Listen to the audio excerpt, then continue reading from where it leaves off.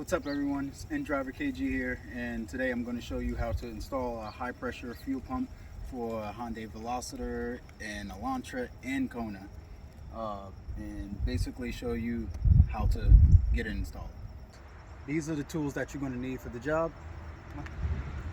You're going to need a 3/4 or 19.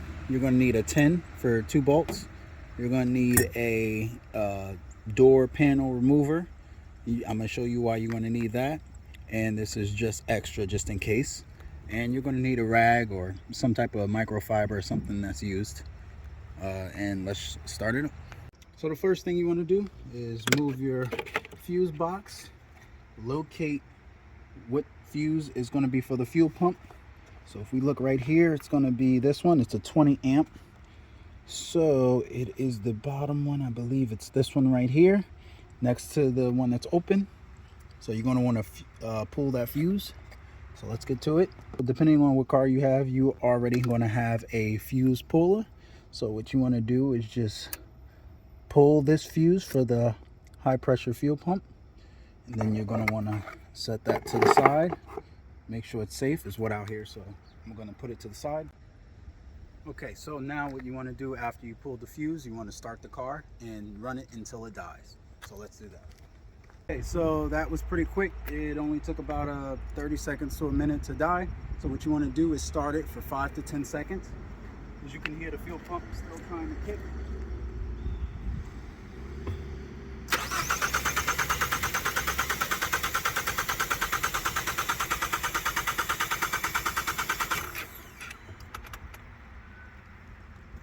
Okay, so that's a good sign. Now we can move on to removing the battery. You just want to unhook your battery. It's going to be a 10 mil. All right, so next we're going to take off the engine cover. One's a little stuck.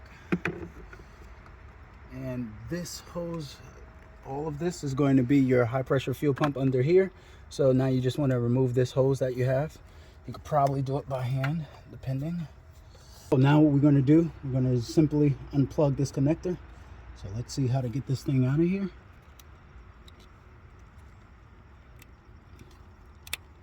There you go. And now you want to use your rag, because you're going to have, it's a possibility you'll have some leftover fuel that's in these lines come out. So to try and help some of that, you know, you want to do that right there. So now let's just try and get some off.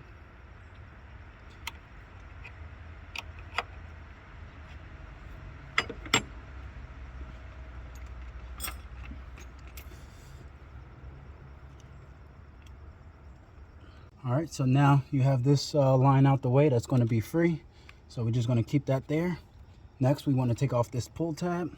So you just want to be very careful with this tab, because this is very brittle. I've heard in a lot of cars, so you just want to be careful with it. Let's see how to get this thing off. So what I forgot to add, you're going to want a flathead screwdriver, just so you can try and see how you got to get this tab off. So let's see here. There you go. Let's put that to the side.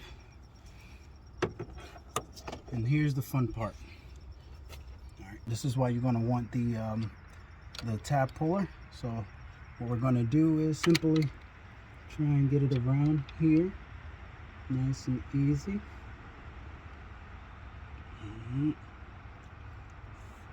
Gotta bear with me.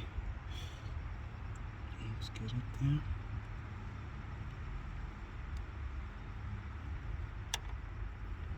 All right. So now we're just gonna back it off easily. You getting this? Yeah. Yep. All right, and she's off. Put that to the side.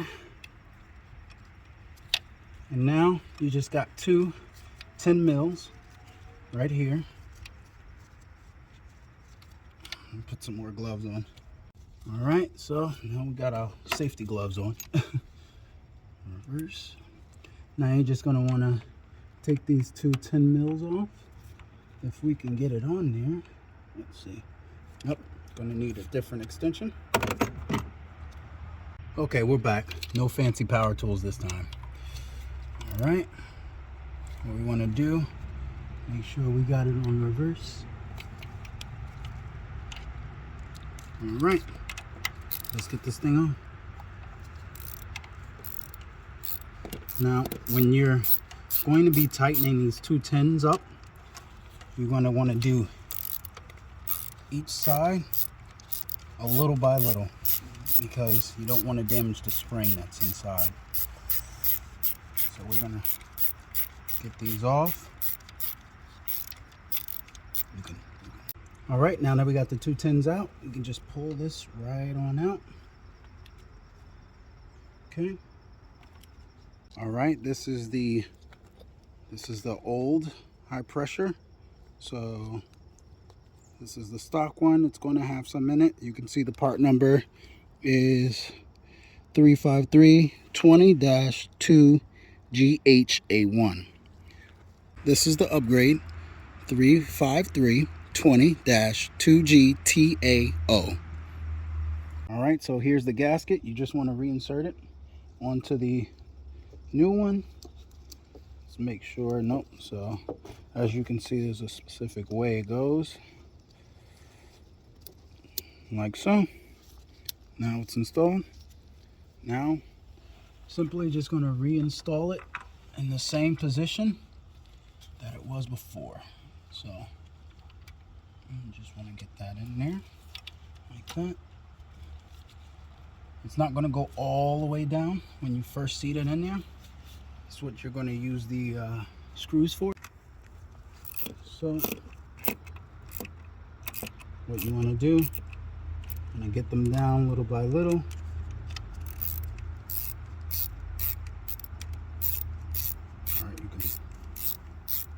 All right, so now that you have these 2 10 mils in, I'm just going to reinsert this one back on, nice and easy.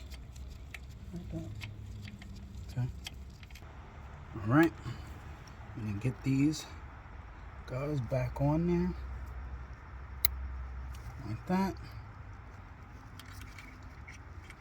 It's going to be pretty close back here. You can now try and use those bolts, those 2 10 mils, in the same exact spot that you had them. So if this one came out the left side and this one came out the right side, you want to do the same thing. Put those in the same exact spot. Those are both supposed to be at 24 foot-pounds.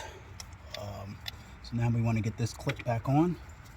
So we just want to kind of reinstall it this way, the same way it was installed on. There you go. Gonna hear that click. That's secure. Now you want to get this plugged back in, and you're going to want to clean the area just in case you got any fuel in there. But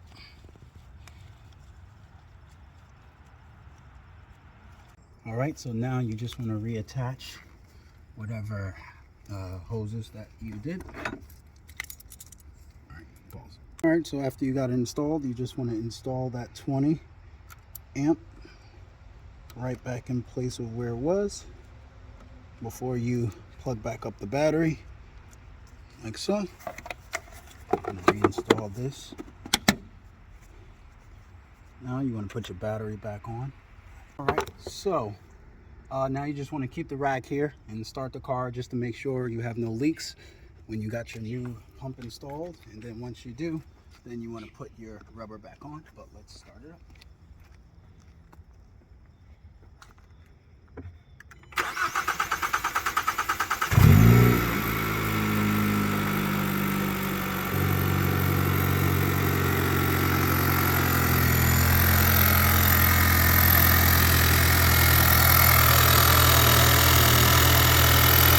Looks good.